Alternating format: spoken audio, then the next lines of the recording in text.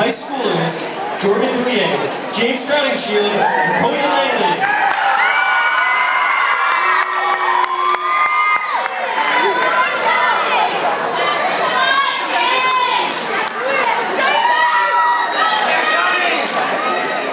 Brian, can I see that paper for a second?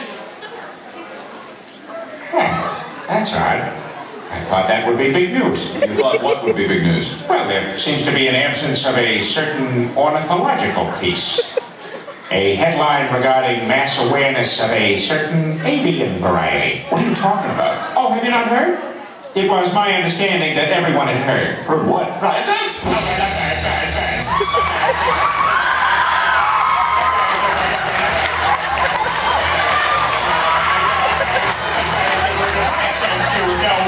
About the bird. Well, Peter's gonna